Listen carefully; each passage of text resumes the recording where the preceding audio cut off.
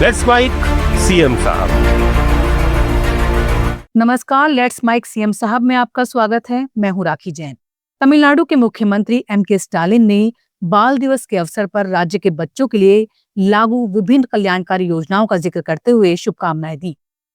CM Stalin ने कहा, बच्चों के स्वस्थ जन्म के लिए मातृत्व सहायता, जन्म के बाद पोषण सुनिश्चित करने के लिए पोषण कार्यक्रम, स्कूल जाने वाले बच्चों के लिए भोजन योजना और माता पिता को खो चुके बच्चों के लिए करुणा हाथ और उच्च शिक्षा में मदद के लिए नान मुदहलवन, पुदुमई पेन और तमिल पुदुलन जैसी योजनाएं द्रविड़ मॉडल सरकार की प्रतिबद्धता को दर्शाती हैं।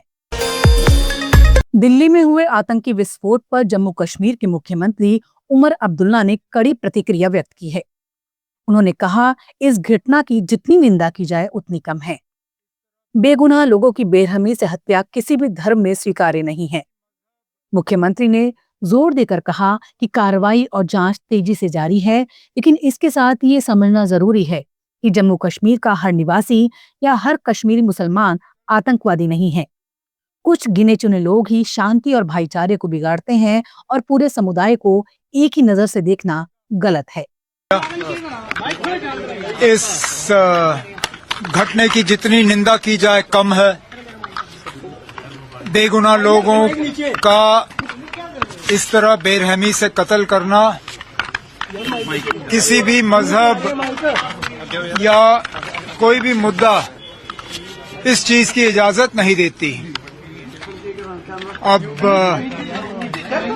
कार्रवाई चल रही है, इन्वेस्टिगेशन जो है वो होता रहेगा, लेकिन एक चीज का हमें ख्याल रखना होगा,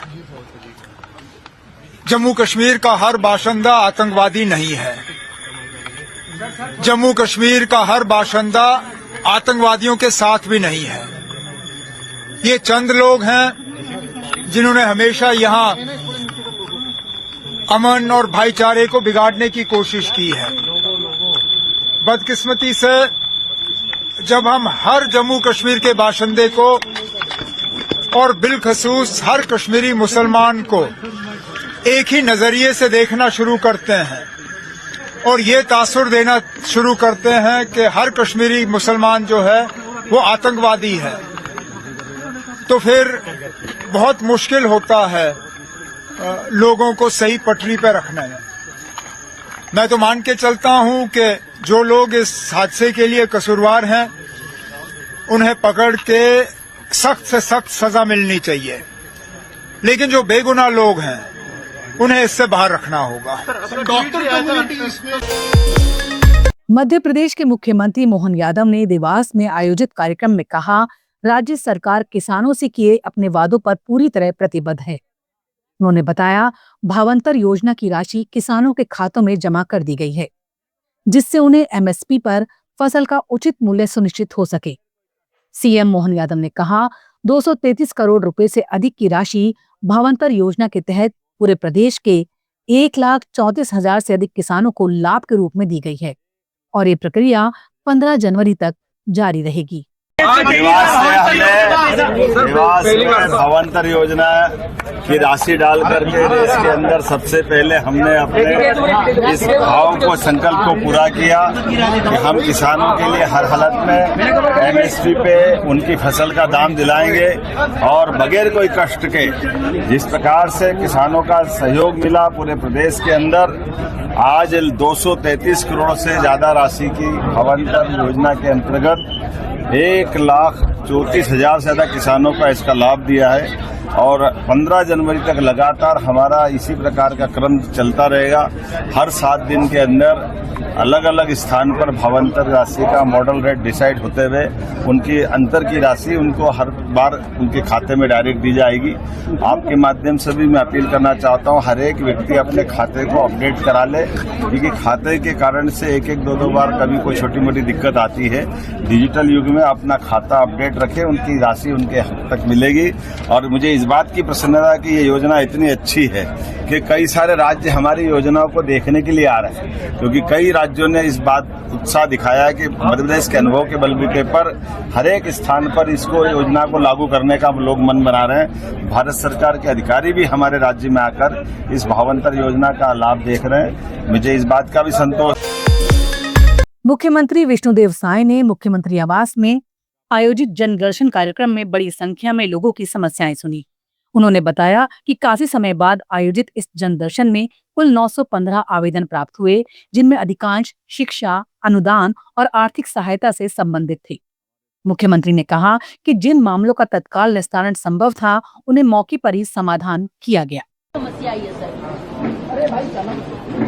काफी अंतराल के बाद आज सीएम हाउस में जनदर्शन का आयोजन था, लेकिन इसके पहले सुशासन तिहार के माध्यम से हम स्वयं, हमारे मंत्रीगण, हमारे सांसद विधायकगण और हमारे सभी जनप्रतिनिधिगण जनता के बीच में गए थे, उनकी समस्याओं को सुने थे और 40 लाख समस्याएं आवेदन के रूप में उनके आए थे। उसका निराकरण भी हमारे अधिकारियों ने 1 महीना समय लगाकर किया था, मेहनत करके, और करीब करीब 100% समस्याओं का समाधान भी किए थे।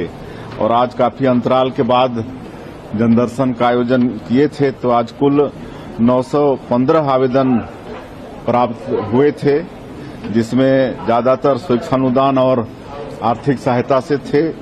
निर्माण कार्य, स्थानांतरण, राजस्व विभाग के मामले और प्रधानमंत्री आवास, इतने विषय के 915 आवेदन प्राप्त हुए, जिसमें काफी जो तत्काल समाधान करने लायक था उसका समाधान भी किए। आज 4 व्हील चेयर जरूरतमंद लोगों को दिए, 2 वॉकर दिए, एक पिंटू राम साहू को दिव्यांग रग्बी प्लेयर के लिए 90,000 रुपए का चेक दिए, वो स्वयं वो खरीद लेगा।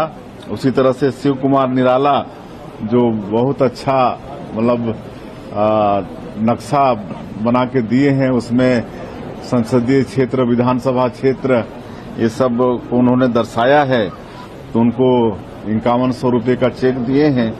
और आज हियरिंग मशीन 5 लोगों को यहाँ पर इस जनदर्शन में दिए हैं। तो इस तरह से जो त्वरित निदान हो सकता था, वो त्वरित निदान भी प्रयास किए हैं। बाकी जो दिल्ली विस्फोट पर की गई ऑनलाइन टिप्पणियों को लेकर असम में कड़ी कार्रवाई जारी है। मुख्यमंत्री हिमंत बिस्वा शर्मा ने बताया, अब तक 17 लोगों को गिरफ्तार किया गया है, जिन्होंने सोशल मीडिया पर प्रत्यक्ष या अप्रत्यक्ष रूप से इस हमले की सराहना की थी। सीएम शर्मा ने कहा, हम इसे बिल्कुल बर्दाश्त नहीं करेंगे। 100 से अधिक सोशल मीडिया पोस्ट की जांच चल रही है और जो भी सोशल मीडिया पर पाकिस्तान की भाषा बोलेगा उसे जेल भेजा जाएगा। Now we have arrested 17 people who have directly or indirectly lauded the Delhi bomb blast. We are taking a approach where it will be zero tolerance.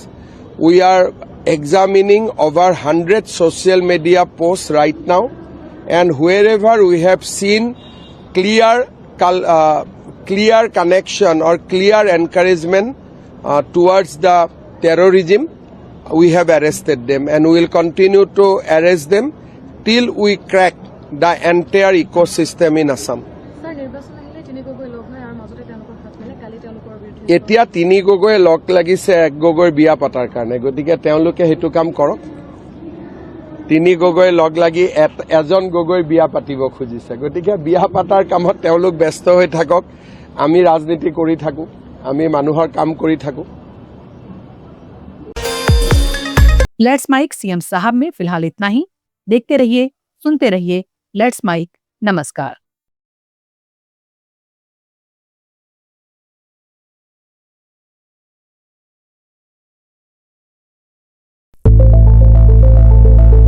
It's time for news. It's time for more than radio. Presenting the first radio news app, Let's Mic. Let's Mic, a news-based app on your phone where you get to watch and listen news, talk shows, interviews, radio show podcasts. On Let's Mic, you get all relevant information of TV, print, radio, podcast, and digital. Let's Mic talks about every segment of life.